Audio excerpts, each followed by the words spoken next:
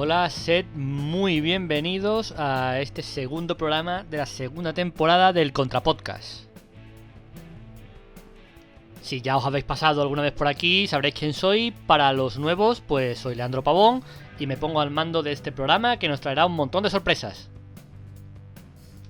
El Contrapodcast se caracteriza por centrarnos en un tema en cada programa y abordarlo desde diferentes puntos de vista a niveles temáticos.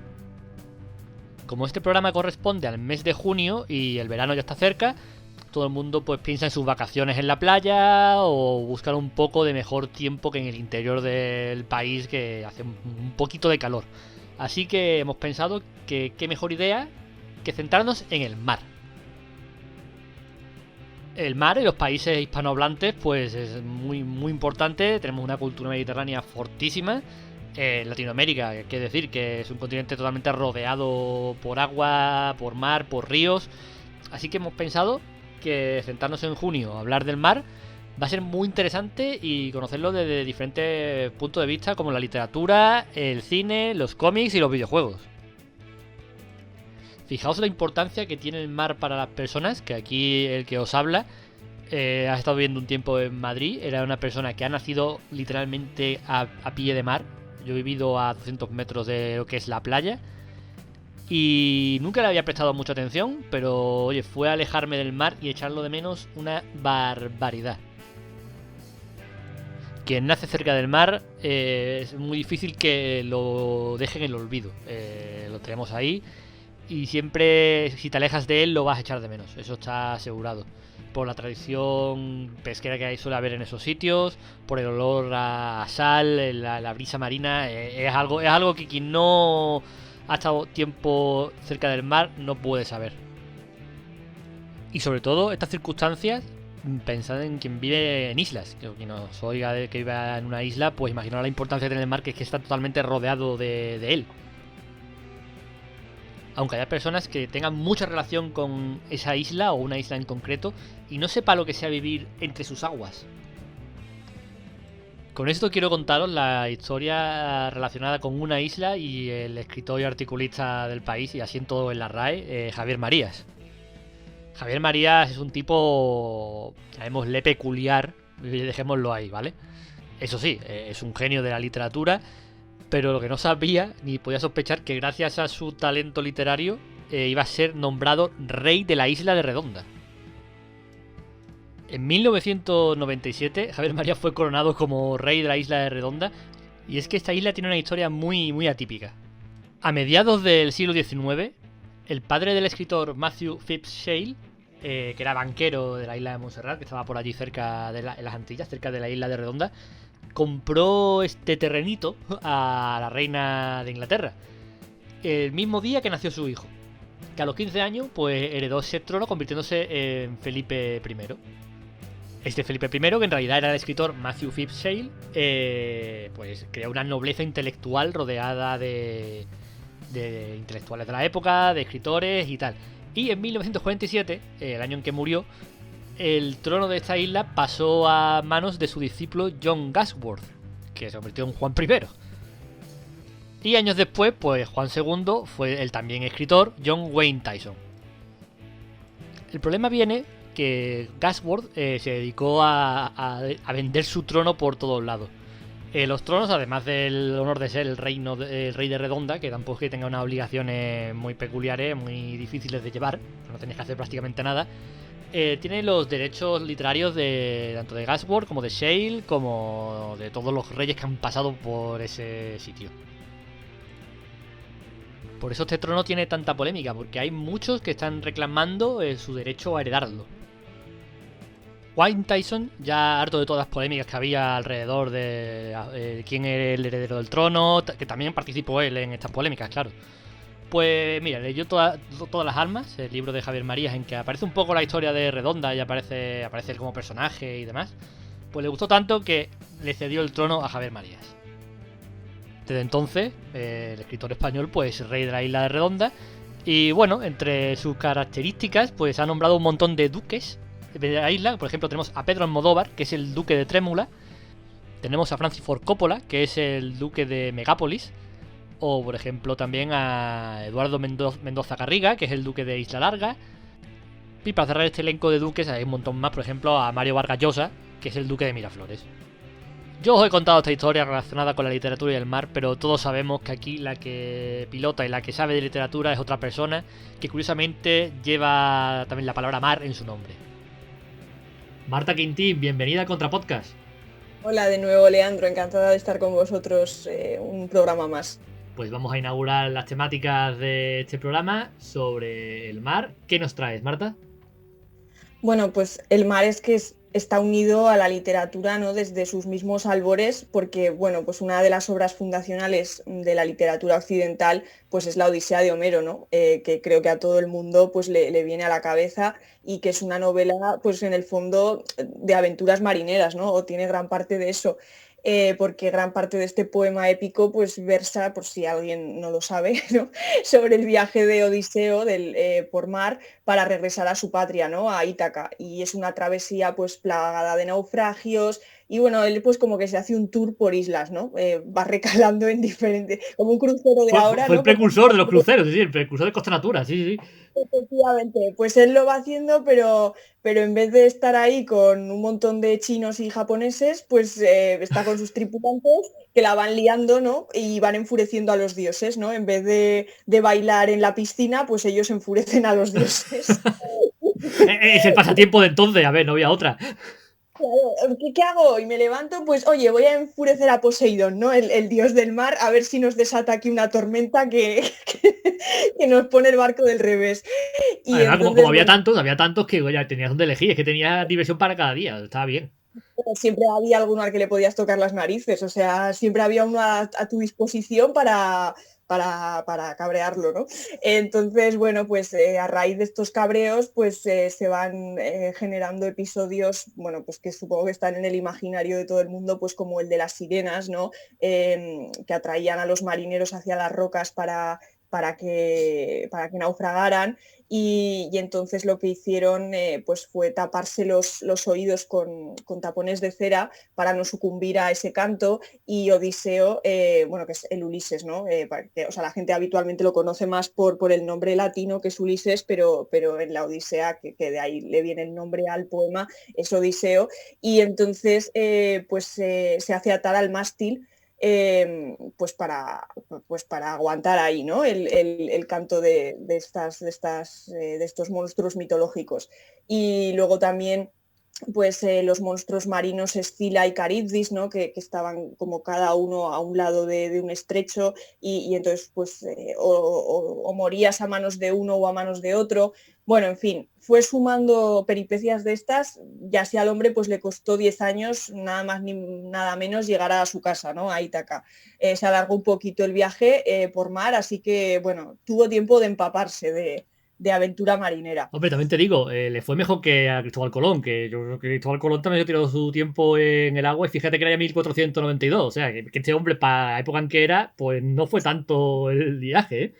No, lo que pasa es que se entretuvo el hombre, ¿eh? O sea, porque 10 años y además estaban ahí su mujer y su hijo esperando y él, sí, ya llego, ya llego.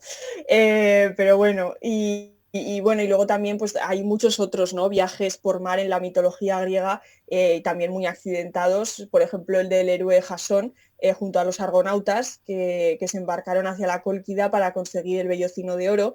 Y, por ejemplo, pues aquí es muy famoso el episodio de las rocas azules, ¿no? Que son dos enormes peñascos flotantes que están en constante movimiento y que chocaban entre sí y entonces pues podían aplastar a todo aquel que osara pasar entre ellos, ¿no? Era como una especie de pinball ahí con las rocas azules. Entonces, bueno, Oye, que los griegos, verdad, que fue muy adelantado, ¿eh? El pinball, que si viaje, pues fueron muy adelantados, ¿eh? Madre mía. fueron visionarios, todo está en los griegos, o sea, todo está ya, todo lo que parece que ahora que estamos aquí descubriendo la rueda, todo está ya en los griegos y en su literatura, ¿no? Y ya te digo que el mar pues era para ellos toda una fuente de inspiración, ¿no? Y bueno, este mar concebido pues como una gran peripecia, pues una llamada de la inmensidad, de lo desconocido, de ponerse a prueba el hombre, pues esta concepción hizo fortuna ya mucho más tarde, en el siglo XIX, porque es cuando hicieron el agosto pues las novelas de aventuras, ¿no? y en las que el mar no es solamente un escenario, sino un protagonista que está intrínsecamente unido a la trama y es más, unido también a la vida de los autores, ¿no? Ya sea en la realidad o en su imaginación, como ahora te contaré, ¿no? Bueno, dentro de este tipo de libros, pues es todo un subgénero, pues la novela de piratas, ¿no? Hombre, Que claro. te voy a contar. No hay más que pensar pues, en La isla del tesoro de Robert Louis Stevenson, quien empezó a escribirla, todo hay que decirlo, bastante alejado del mar. O sea, no es que le sirviera de inspiración la brisita marinera, ¿no? Estaba concretamente en las tierras altas escocesas en un verano bastante frío y lluvioso de 1881, como suelen ser los veranos ahí, me imagino, ¿no? Un poco de la zona. No estaba Hombre, en vuestra puesta del sol, Benidorm precisamente. tampoco era, ¿no? Benidorm no era Marbella, no, no, no. El tío lo que es ambientarse no se ambientó mucho. No, no, estaba ahí un poco, bueno, acoquinado el hombre, ¿no? Con tanta lluvia y estaba pasando el verano pues con su familia en una casita de campo y su pasatiempo pues es que consistía en escribir una historia entre todos, pues porque ya que no se podían bañar ni supongo que hacer nada, pues, pues les dio por escribir, ¿no? Que es una alternativa como otra cualquiera. Y entonces, bueno, pues junto a su hijastro pues dibujaron un mapa de una isla inventada en la que pues, se ocultaba un tesoro y a raíz de eso pues Stevenson comenzó la novela. Y una, pues que, bueno, ese es el poder de la literatura, ¿no? Que muchas veces define la idea que luego todos tenemos en la cabeza de algo y en este caso pues de un pirata a través del mutilado personaje de John Silver el Largo, ¿no? Quien no piensa en el pirata con el loro, la pata de palo, el parche, ¿no? Pues eso viene un poco pues de Stevenson, ¿no? Y de esta novela.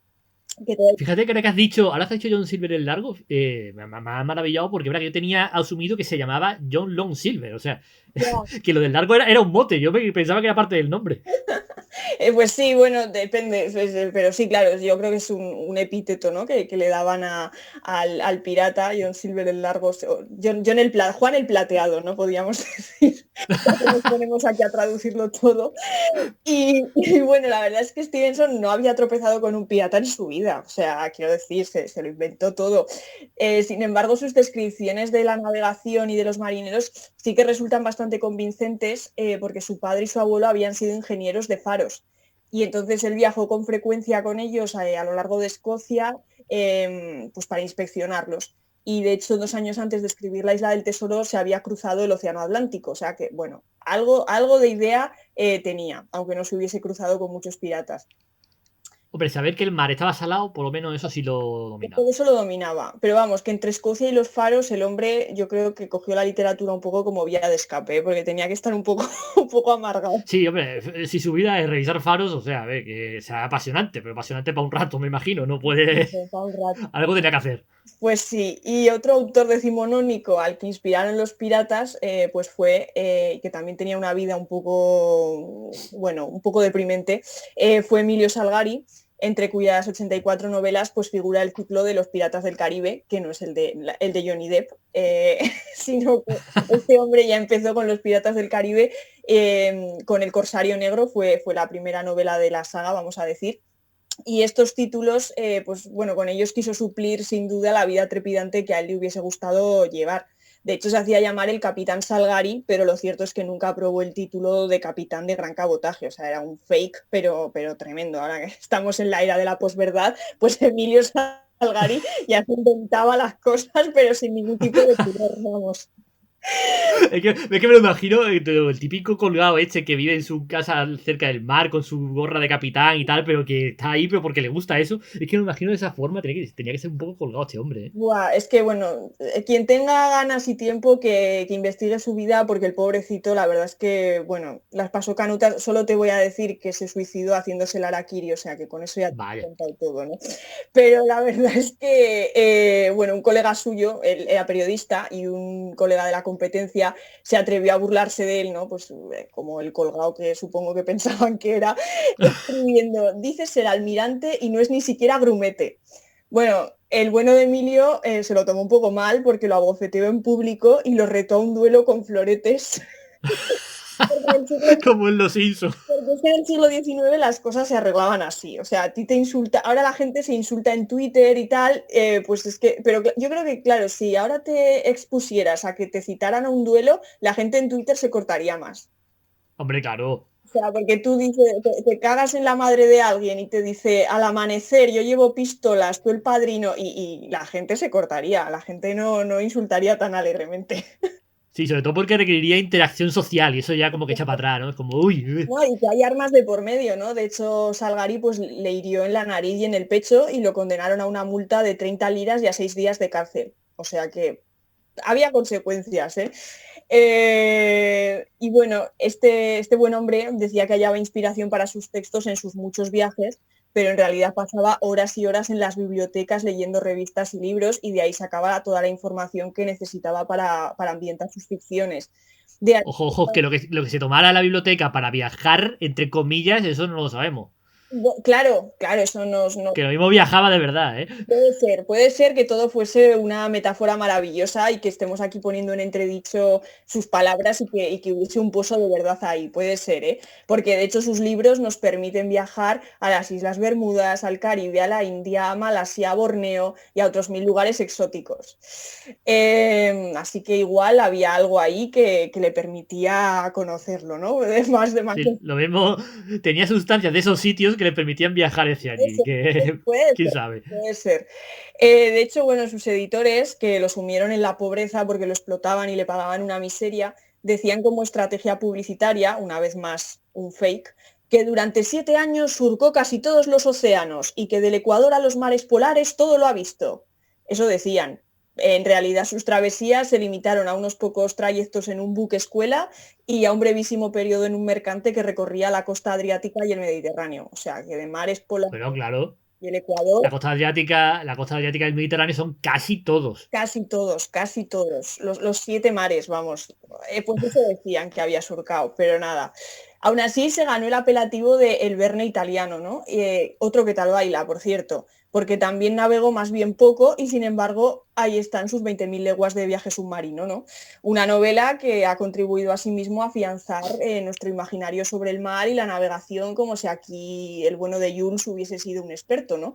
Porque pues quien no ha soñado con convertirse en el capitán Nemo a bordo del Nautilus, ¿no? Pues bueno. Yo te voy a hacer una confesión. Yo en mi época de periodista tuve que cubrir un bautizo náutico. La gente que iba allí se bautizaba como marinero. Uh-huh. Y a mí me bautizaron, porque como lo cubrí, lo tuve que hacer, me bautizaron como el capitán Nemo de Welling, que Welling es un barrio aquí de Málaga. Y Pues oye, yo soy un poco capitán Nemo. pues y cómo no me lo has dicho antes, porque ahora cada vez que te hubiese visto te habría hecho, oh capitán, mi capitán, y me hubiese subido a un pupitre. Pues eso para la siguiente que nos veamos, por favor. Te lo Que soy juro. capitán, de mentirijilla, pero capitán. Me comprometo aquí delante de todos los oyentes del Contrapodcast de que la próxima vez que yo me encuentre con Leandro Pavón me subiré, me encaramaré a la mesa más cercana que tenga a mano y le diré, oh capitán, mi capitán, me comprometo. Eh, en una época en que hay cámaras con móviles con cámara, perdón, cuidado con lo que dices, ¿eh? No, no, de verdad te lo digo que yo lo hago. Que sabes que tengo poca vergüenza, sabes que yo lo hago. Bueno, el que sí conocía el mar un poco más de cerca fue Joseph Conrad, que a los 17 años se enroló como grumete y partió a las Antillas en el Mont Blanc. Luego con el Duke of Sutherland cruzó el Ecuador por primera vez en una tempestuosa singladura con destino Sydney, aunque para accidentada la travesía del Palestine, que se hundió antes de llegar a Bangkok al incendiarse el flete de carbón. Este sí que ejerció de capitán, de verdad, en el Otago y temporalmente en el Roi des Bels, un vapor con el que se adentró en el Congo y en la inhumanidad de la colonización. Regresó, eso sí, o sea que igual lo de capitán no te arriendo la ganancia, porque regresó más muerto que vivo, con fiebre, disentería, dispepsia, neuralgia, reumatismo. Madre mía, O sea, qué hecho colección. el hombre, pero eso sí, con una obra maestra, El corazón de las tinieblas, porque Hombre, no sé si le rentó, ¿eh? hombre, a ver, pues es convertirte en un abuelo prematuro a cambio de escribir una de las grandes obras de la literatura de todos los tiempos. Pues tú ya ahí pones en la balanza y decides lo que te compensa. A él parece que mucho no le compensó, porque sus últimos 30 años los pasó varado en tierra, escribiendo novelas de aventuras, que en este caso sí se correspondían con su vida o al menos con una etapa de ella, ¿no? O sea que yo creo que ya lo vivió todo y dijo, bueno, pues ahora ya me quedo aquí tranquilito, escribiendo y me ahorro fiebres y cagaleras y todo lo que me pasó. Y bueno, otro que se imbuyó en el mar y que lo acabaría convirtiendo en emblema de su literatura fue Herman Melville, que este también, madre mía, a los 18 años se embarcó en el buque de pasaje y carga Saint Lawrence, que hacía la travesía Nueva York-Liverpool, y después en un ballenero en el Acushnet. Al llegar a la isla de Nuku Hiva, que es la mayor del archipiélago de las Islas Marquesas, esto realmente es decimos la excusa de que es una sección de literatura en el Contrapodcast, en realidad es geografía, o sea, mi sección ahora es geografía, ¿no? La han metido ahí de por medio, muy bien, me gusta con más engañado, sí. Claro, bueno, pues allí en las Islas Marquesas desertó del barco y fue a caer en manos de los Taipí, que son una de las tribus de caníbales de los mares del sur. Lastimado en una pierna, permaneció entre ellos durante un mes hasta que los indígenas lo vendieron a otro barco ballenero, el Lucian, que precisaba de marinos. Un mes y medio más tarde, al llegar a Tahití, fue desembarcado junto con el resto de la tripulación bajo la acusación de amotinamiento. Estuvo encarcelado en una prisión de la isla y al ser liberado vagabundeó por el archipiélago de las Islas de la Sociedad durante unos meses.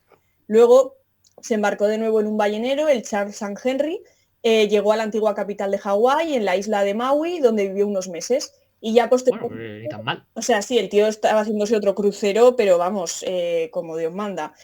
Y luego ya embarcó en el buque estadounidense United States, en el que sirvió como marinero raso, y ya por fin desembarcó en Boston en 1844, después de haber viajado durante 3 años y 9 meses. Ahí, con 2 narices. Ahora dicen del año sabático y el Erasmus, pero este tío estuvo ahí 3 años y 9 meses rondando de puerto en puerto.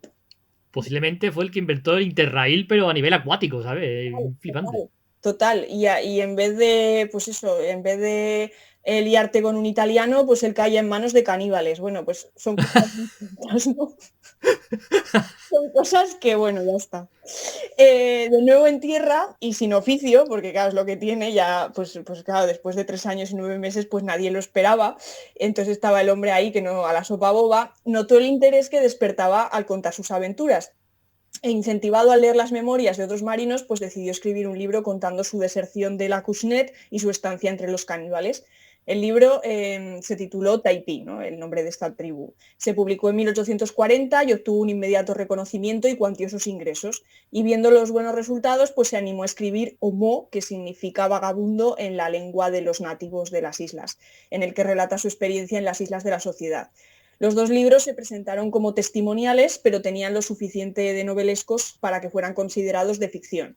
Y ya vio el hombre ahí que tenía la beta, el filón, ¿no? Pues como las sagas estas de, pues eso, de Juego de Tronos o cualquier cosa de estas.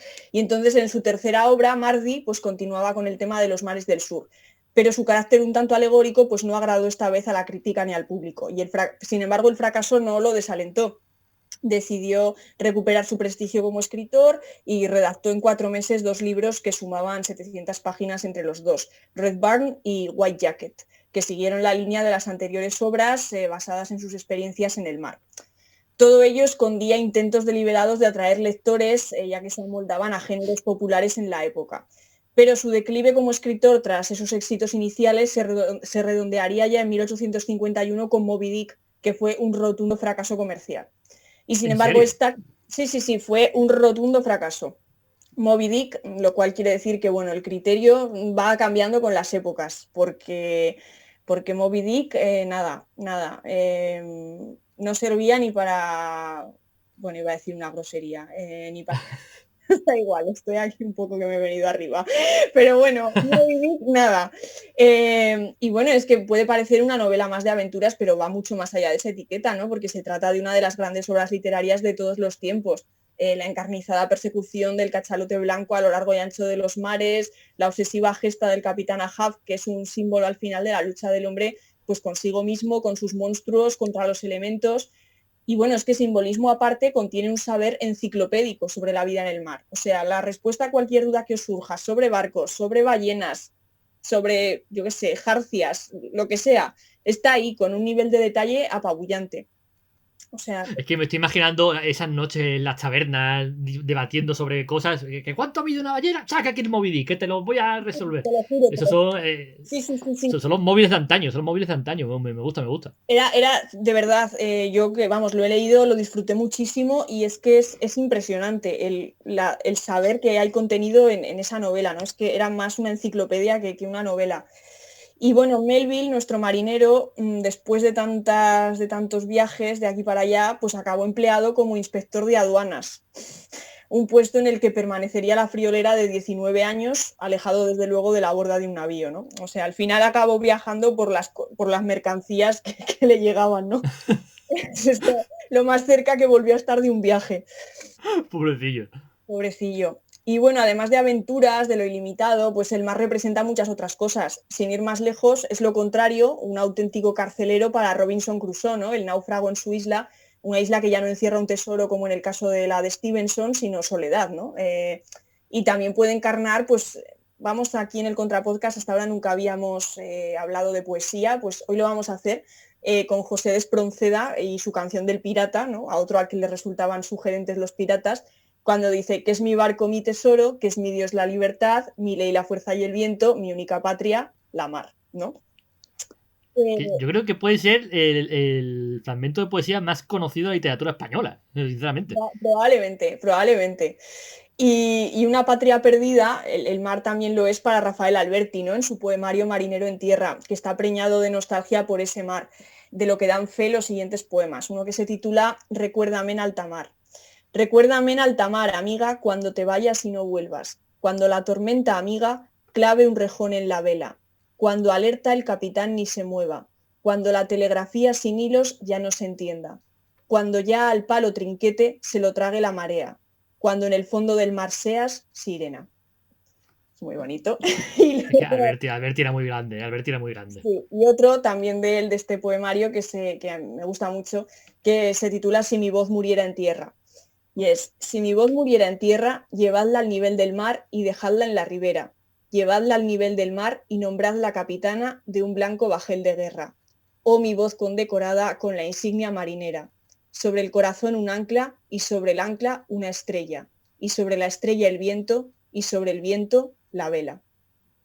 Bueno, siempre leer poesía es como muy bonito, ¿no?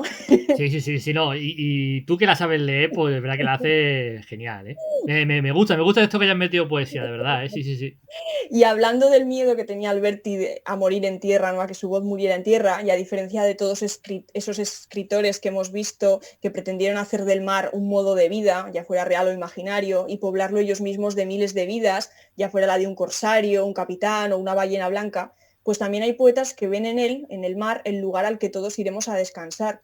Desde luego Jorge Manrique en las coplas a la muerte de su padre, cuando afirma: nuestras vidas son los ríos que van a dar en la mar, que es el morir. Y también Antonio Machado, con cuyo poema Retrato me quiero despedir diciendo: y cuando llegue el día del último viaje y esté al partir la nave que nunca ha de tornar, me encontraréis a bordo, ligero de equipaje, casi desnudo, como los hijos de la mar. Pues después de este último pasaje de Antonio Machado, Se me ponen los pelos como escarpias con este poema. Pues, joder, Marta, me ha encantado la sección. Yo creo que hemos aprendido todos mucho, pero muchísimo. Un viaje, un crucerito, ¿no? Os he hecho. Sí, después de ya casi 2 años encerrados, pues oye, nos has transportado a viajecitos en medio del mar que por lo menos nos ha dado un poquito la brisa. Genial, pues me alegro muchísimo. Muchísimas gracias, Marta. A vosotros, un beso.